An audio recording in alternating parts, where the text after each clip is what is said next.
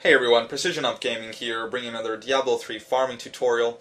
Today we're going to be talking about a slightly trickier place than usual that can be found in Act 3. First of all, you're going to want to prepare a game so that you can get the checkpoint. Go ahead to Arrakis Crossing by making a new game in Act 3, Part 6, just before encountering the Siegebreaker Assault Beast. You're going to want to head north, over up these stairs. The little spot that you saw, the ledge over the waypoint, can be leaped over or teleported over, and this is the checkpoint we're talking about just before actually encountering the boss itself. Once you've gotten the checkpoint, then you're set for your running, for your farming runs, and so you can go ahead, leave the game, and then just press on resume and start your farming runs. Now there are a few things to note here. This area can be strongly mobbed, so not every class can encounter it, and here's the spot that you want to head over to. It can obviously be closed at times because it's an optional dungeon, so if that is the case, you would just want to leave the game and go ahead and make a new game, resume, go back to your checkpoint and check it out again. Now the spot is called the Under Bridge and can easily be accessible. There you go. Now we've pretty much been posting a lot of videos on how to farm chests, and a lot of them have been fixed and nerfed and exploited. However, this one probably will not be fixed just because it's a little bit trickier. As you can see, there are elite mobs at times, and they pretty much are going to own you. So you just want to watch out, and I'm almost certain that this spot will not be fixed, so it's going to be a great place for some of the more experienced players. They can tackle it. Now, every class can do this, but more classes obviously will have an easier time. We found that the Demon Hunter is the most efficient one in doing this. However, if you have a wizard, then with Wormhole Disjoint should be able to do it as well, or with a Witch Doctor, Spirit Walk, and his pets can win you some time.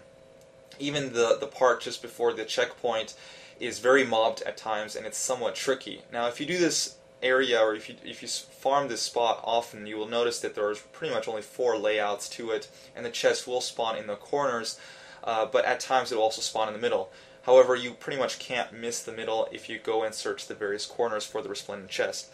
Now, there's a few other good things about this farming spot, and that is that not only does it spawn chests, but at times it also spawns treasure goblins.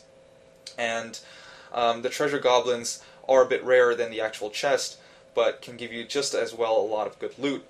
The treasure chest and the treasure goblins are not related to each other, so sometimes you will find only one chest, sometimes you'll find only the treasure goblins, sometimes you'll find both if you're lucky, or neither. Also, there is a fortune shrine at times inside the actual dungeon, so always make sure to check out the shrine that spawns in the dungeon to see if it's a fortune shrine, and that can help you obviously with your magic find. Now, as you can see, here is the treasure goblin that we were talking about, and this is also a reason why you might want to enter this dungeon not with your magic find gear, but with your damaging gear, so that you can down the treasure goblin as fast as possible and then swap to your magic find gear just before finishing him off with a last hit. A few things to note also is that you want to make sure that you get a follower with you. Followers can have magic find gear as well, however it gets scaled down pretty much to about 15%, 20% of what it actually usually would give you, so you can get a slight little boost, and in general this area is probably preferably done solo anyway, so having a follower will benefit you as well. Now, another thing to note is that Tyrell is with you in this part of the quest, and Tyrell is a badass. He does not take damage, he's close to invulnerable, and he deals out 40k damage. So if you are close to a treasure chest and you're being mobbed up, then just stay dead and let Tyrell do the beating. At times he can even kill the minions of the elite, or kill the elite itself. So that's a great way to go through this dungeon. Obviously, with the Demon Hunter, you shouldn't have any trouble. Demon Hunter has been nerfed, but it should not be an issue. As well with Wizard. Wizard with its amazing disjoint, as I mentioned earlier, can tackle this as well. But we've also seen Barbarian do this successfully, as long as you're just a little bit lucky in terms of where the chest will spawn. Now, let's go ahead and talk a little bit about the map layout. In the Underbridge dungeon, there are 4 possible map layouts, as you can see, and in general, the layout sort of has 4 specific corners. So from every corner, there's 3 other paths that you can encounter. So depending on where you spawn, you'll want to then go through those 3 paths. The red crosses that we've noted here on the map designates the spawning point of the chest that we found, and the yellow is the treasure goblin. Obviously, these aren't the only spawning points, but just to give you an idea of where it's at times it can spawn in, and how you need to really go through the dungeon on those 3 paths to explore it in its entirety. Obviously, it's times then the treasure chest can also spawn in the middle of the map, but as you can see from the layout, you're highly unlikely to miss that treasure chest if you just go through the 3 paths. And then just make sure that you also get the shrine on your way over there. Again, the layout is, in a sense, that it has 4 specific areas, 4 specific corners that you want to then go over to, and as long as you follow the 3 paths, then you should have no trouble. Now, that's all there really is to say. It's somewhat tricky, so as I was saying, you really want to be more of an experienced player, else it won't be as efficient for you as other spots. However, if you aren't taking a lot of damage, and if you're good at dodging a lot of the mobs, specifically the elites, then you shouldn't have any issues, and this is a great spot for you.